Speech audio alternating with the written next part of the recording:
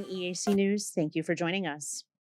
King Norodom Sihamoni departed for China today, with Queen Mother Moniniet Sihanouk for a medical checkup this morning. EAC News reporter Anthony Ellis has more. A special flight left from the Phnom Penh airport this morning and was seen off by former and the current Prime Minister and many senior officials, including the National Assembly President Heng Samrin and former Ministers Saw Keng, Men Sam On and Thien Ban. President of the Royalist Party Phin Tsipik was also in attendance, alongside the newly appointed National Assembly President Kun Sundari. The King generally makes 2 trips to China per year for health checkups.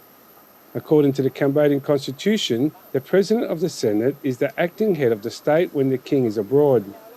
The current President of the Senate, Say Chum, who saw the King off at the airport in February, former Prime Minister Hun Sen is expected to take over as the Senate President, making him the de facto head of the state when the King leaves his country, while his son Hun Manet leads as Prime Minister. Anthony Ellis, EAC News. Watching EAC News, thank you for joining us. The Ministry of Water Resources and Meteorology says Cambodia can expect to see the effects of a weakening typhoon until Sunday, causing an increase in rainfall and heavy winds. EAC News reporter Anthony Ellis has more. According to the ministry, Cambodia will be affected by a prolonged low-pressure system that is expected to reach over northern Thailand, Laos and Vietnam. It is also noted that the remnants of the super typhoon Saloa will be transferring to the country as it makes its way from the northern Philippines, making landfall in the southeast China on Saturday. The combined weather phenomena are expected to produce moderate to heavy rainfall in the central lowlands and the coastal areas, along with the thunderstorms and heavy winds. The highlands can expect light to moderate thunderstorms as well. The ministry especially warned coastal regions of the rough seas and powerful winds ahead. Anthony Ellis, EAC News. EAC News, thank you for joining us. The Apsara Authority has warned tourists against interacting with an increasing number of monkeys who live at the Angkor Wat Temple complex. The monkeys often display aggressive behavior, and incidents are increasing as they move from the forests to the tourist-dense areas where they are more likely to find food. EAC News reporter Anthony Ellis has the details. A 39-year-old Thai tourist was bitten recently, and the Apsara tourism team provided first aid, including injection. Apsara tourism agent Chan Samnang cautioned guests against feeding the monkeys at the park, which makes the animals more customized to humans and less likely to rely on their own instincts.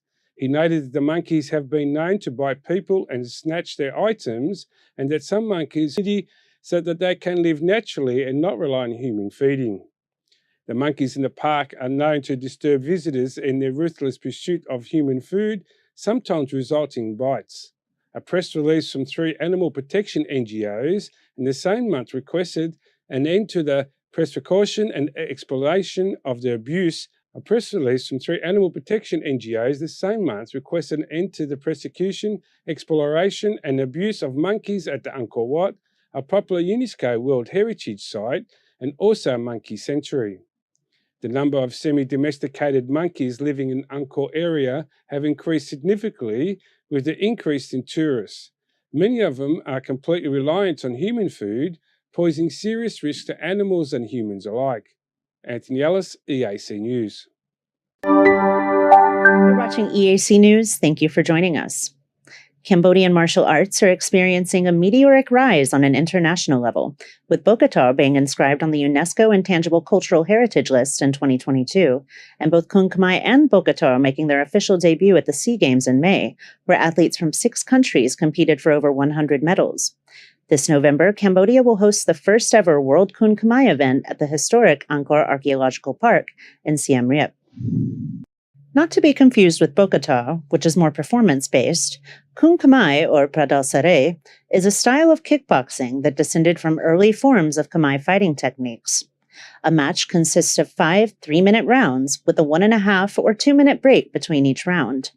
Boxers wear leather gloves and nylon shorts.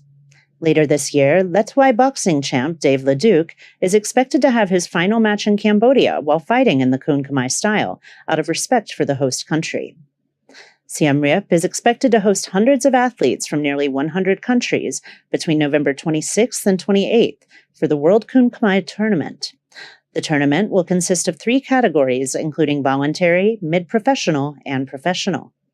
Kristen Winters, EAC News. You're watching EAC News. Thank you for joining us. Prime Minister Hun Manet met with outgoing European Union Ambassador Maria del Carmen Moreno as she ended her diplomatic mission that spanned the last 4 years. The two diplomats discussed future cooperation between Cambodia and the EU in areas like health, education, human resource development, and public services. At the Peace Palace today, Prime Minister Hun Manet touted the sustainability of his administration's policies, particularly in the implementation of the 5-point Pentagon strategy meant to elevate Cambodia to a high-income country by 2050. He said that the government will particularly focus on building human capital, health sector reform at the grassroots level, and public sector reform. The Prime Minister also requested that the EU continue to consider, support, and finance Phase 2 of the Multi-Year Indicator Program from 2021 through 2027 to facilitate Cambodia's trade and exports to the EU market. Currently, the EU is the 4th largest buyer of Cambodian exports, even after it took away some duty-free trade benefits in 2020 due to human rights concerns. Ambassador Moreno thanked Cambodia for working closely with the EU and congratulated Prime Minister Hun Manet on his new position. She also praised Cambodia's response to the COVID-19 pandemic, the country's launch of an effective social assistance program, and its chairmanship of the 2022 ASEAN Summit. She also expressed the European Union's will to cooperate more closely with Cambodia, especially with the new administration under the direct leadership of Prime Minister Hun Manet. She let him know that she will spread the good news of Cambodia while on her next mission to Sri Lanka. In September, Moreno will be replaced by Belgian Igor Dreisman, the current EU ambassador to ASEAN. Kristen Winters, EAC News. You're watching EAC News. Thank you for joining us. As part of the agenda for their first cabinet meeting, the Council of Ministers established the Secretariat of State for Border Affairs in order to create a new permanent institution with a full management structure and authority to improve the effectiveness of boundary settlement. EAC News reporter Anthony Ellis has more. In a press release from the Cabinet meeting yesterday, the establishment of the Secretary of State for the Border Affairs will replace the National Authority for Border Affairs. Its mission is to resolve border issues with neighbouring countries and to strengthen and develop Cambodia's borders to protect sovereignty and territorial integrity. The statement said, based on conscious and strong will to defend sovereignty and territorial integrity, always linked with protection of political stability and social security, the real government of the 7th Electorate of the National Assembly continues to value border affairs as an important task. The draft law on the establishment of the Secretary of State for the Border Affairs was prepared in 8 articles. Cambodia shares about 2,500 kilometres of borders with Vietnam, Thailand and Laos. Cambodia has completed border demarcation with Laos, while Cambodian-Vietnamese border was about 90% complete in 2022. Anthony Ellis, EAC News. You're watching EAC News. Thank you for joining us. Founded in 2015 by Chinda Klai and her husband Pierre-Yves, the Aravada Elephant Foundation is a new generation elephant camp that promotes itself as a responsible and ethical alternative to mass tourism.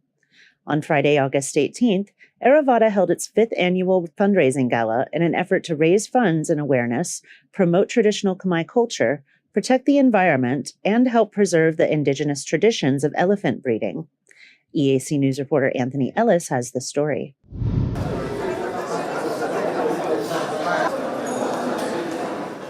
Like so many other Southeastern Asian countries, Cambodia's rapid development poses a threat to the country's formidable biodiversity, with an estimate of elephant population of 400 to 600 and around 75 domestic individuals.